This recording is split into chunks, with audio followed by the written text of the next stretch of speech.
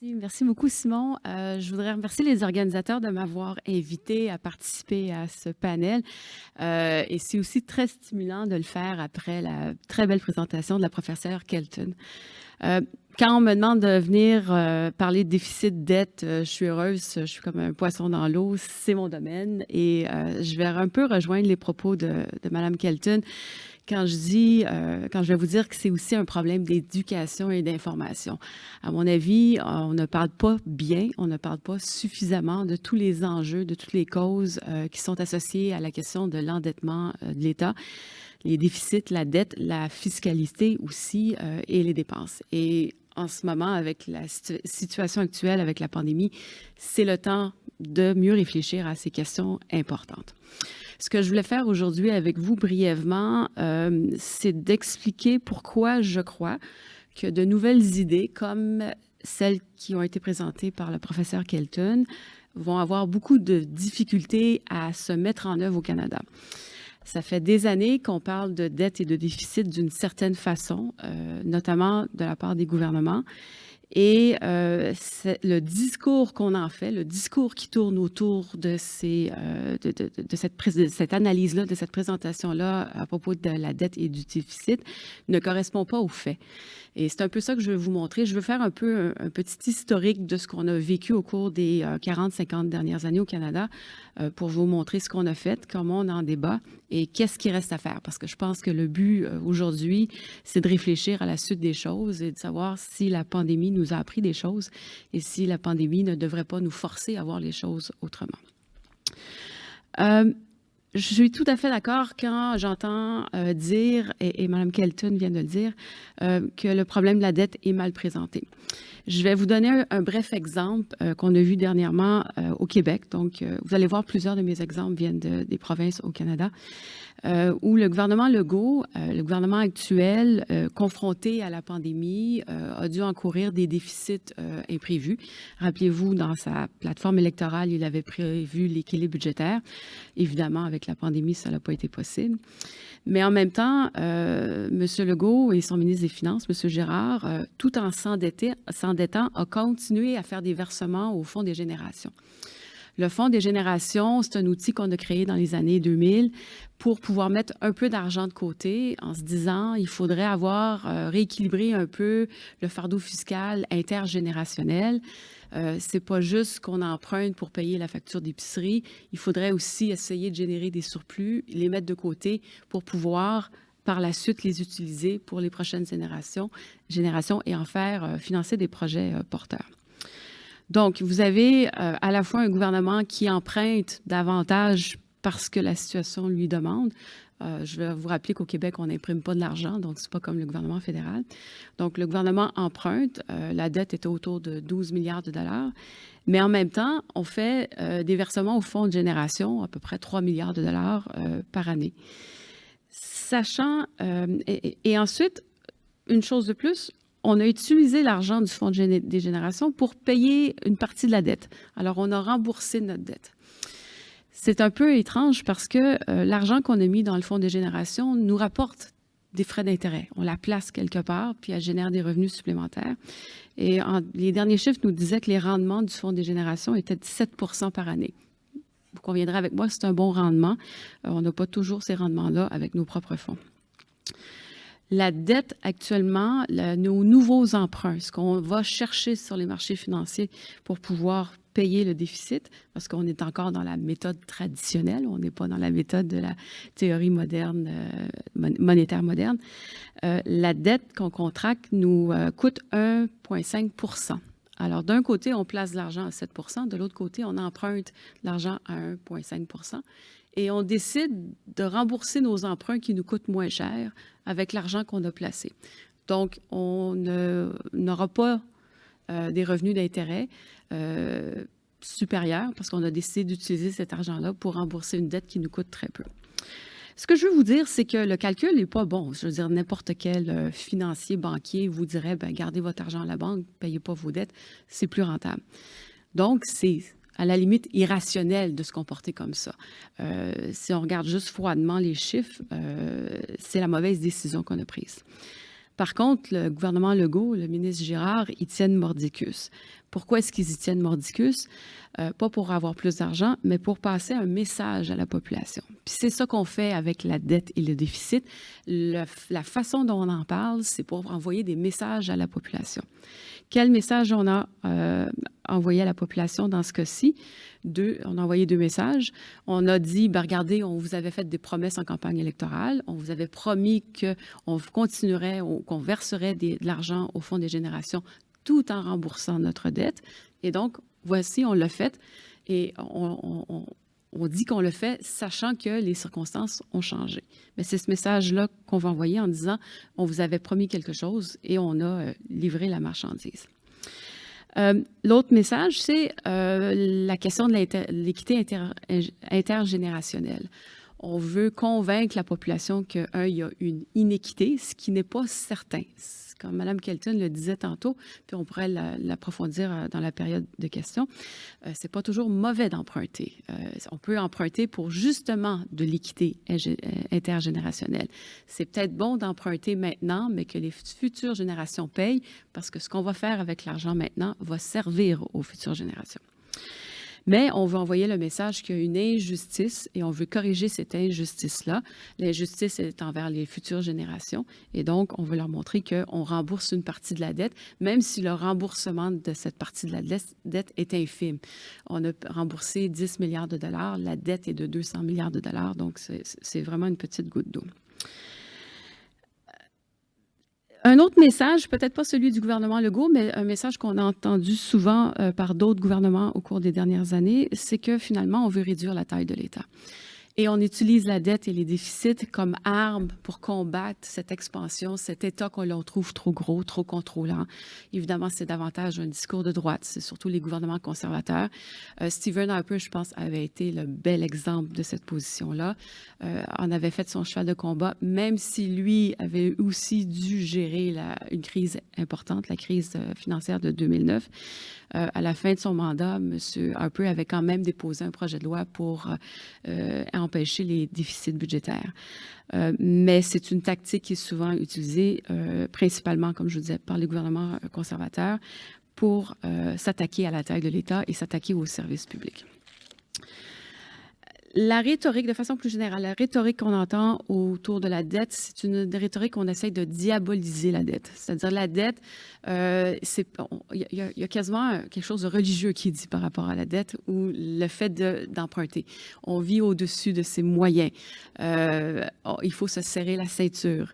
Des journées difficiles s'en viennent. Il y a toutes sortes de phrases qui essaient de convaincre sur des valeurs morales que ce qu'on fait en ce moment, on n'est pas des citoyens responsables parce qu'on dépense plus que ce qu'on accumule ou qu'est-ce qu'on récolte par notre travail.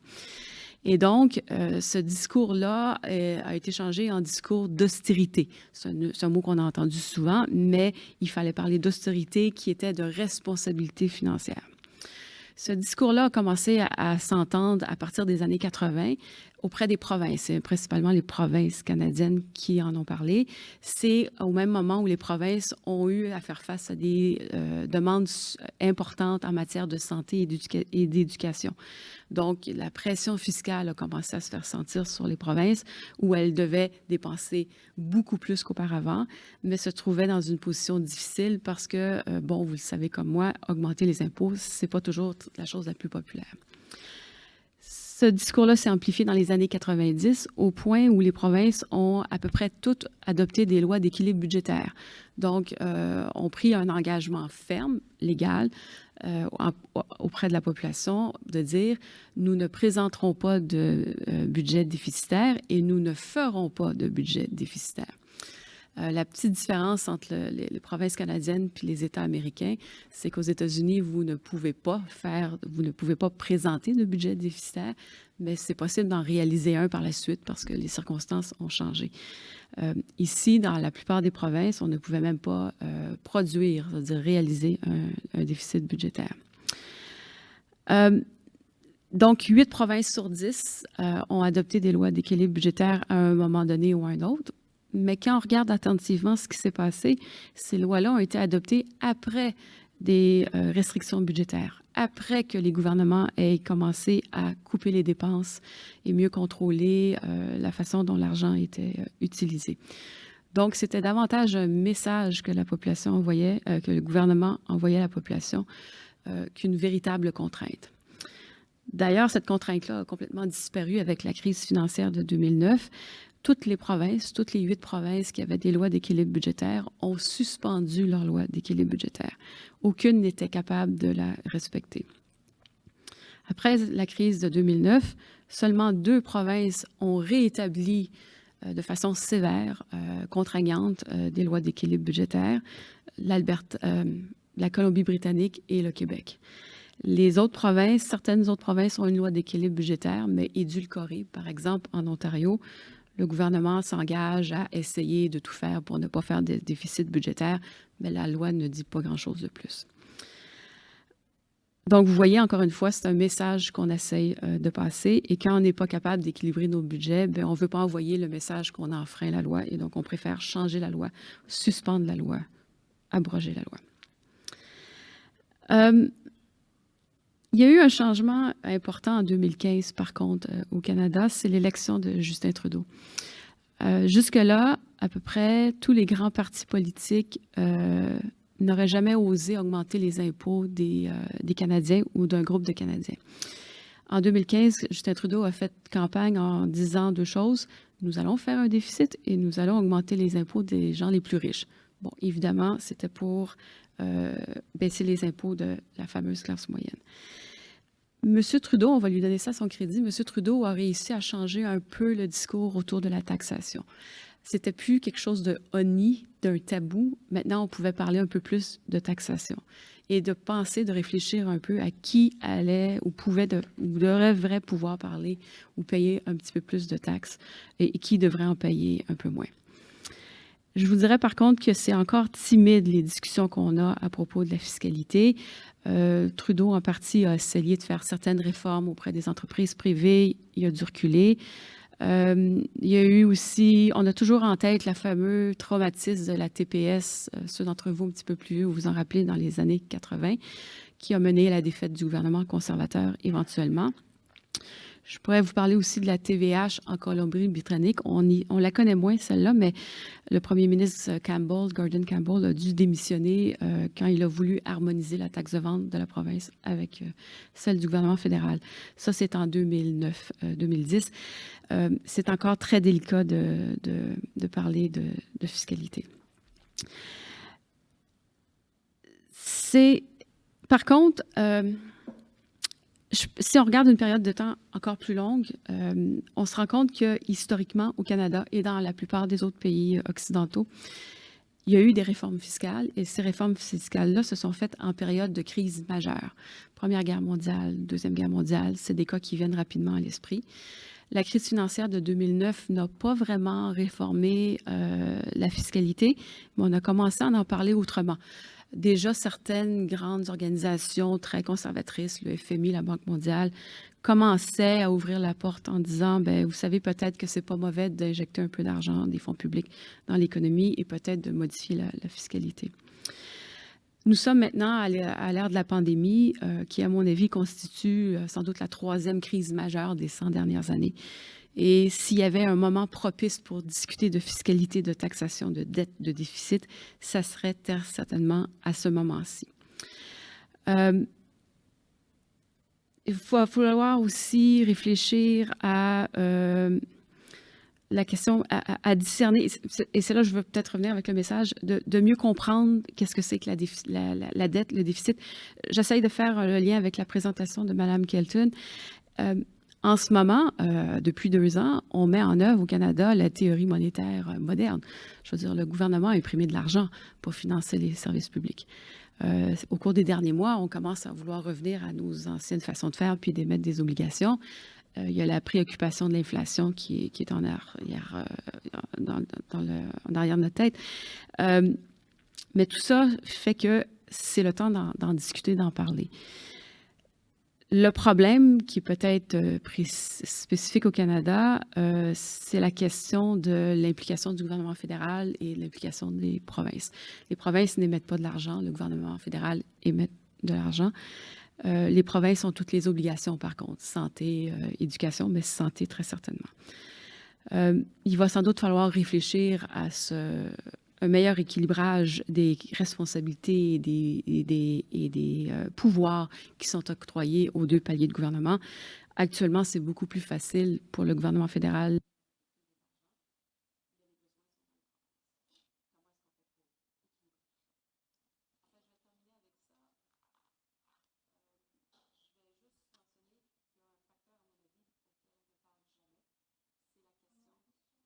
On a plus de son.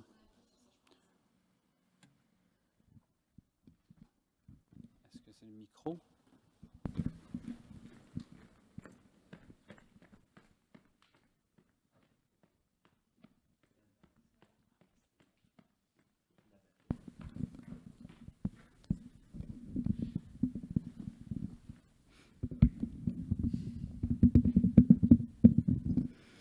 Merci, Simon. Ah oui, déjà, je m'entends. Je vais terminer rapidement parce que le temps presse, puis j'aimerais qu'on ait une période de discussion.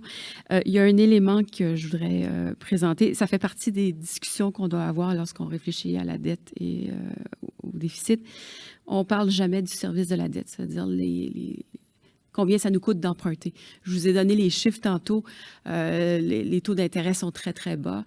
Ils n'arrêtent pas de baisser. On va voir si ça continue. Je vais vous dire, à chaque année, tous les ministres des Finances au Canada nous disent, vous savez, c'est la dernière année où les taux vont être si bas, ils vont commencer à augmenter. Ça doit faire à peu près 10 ans, 15 ans que j'entends ça. Alors, comme on dit, je vais attendre de le voir pour le croire.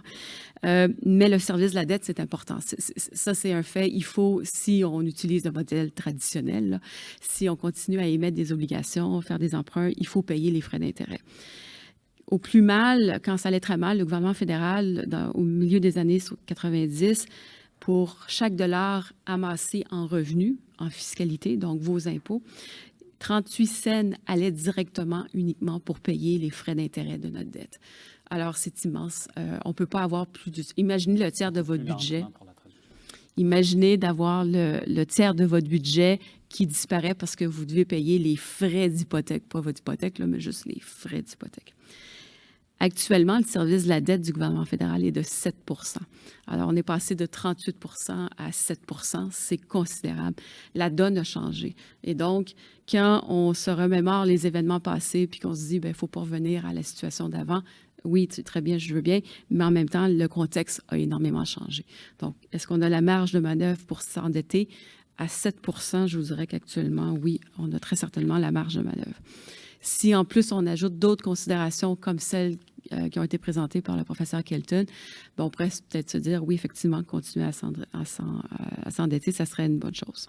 Et là, je vais vraiment terminer en disant, j'ai eu l'occasion de parler avec certains économistes qui conseillent les gouvernements au Canada dans les derniers mois, et je vous dirais que leur vision a changé, ce qui m'a vraiment surpris. Chez bon nombre d'économistes, maintenant, on voit beaucoup plus positivement l'intervention de l'État, et on commence aussi à parler de fiscalité, de réformer la fiscalité. Alors, ça revient à ce que je disais tantôt, en période de crise, c'est peut-être un moment propice pour justement changer, faire des réformes en profondeur. Et donc, je vais m'arrêter ici.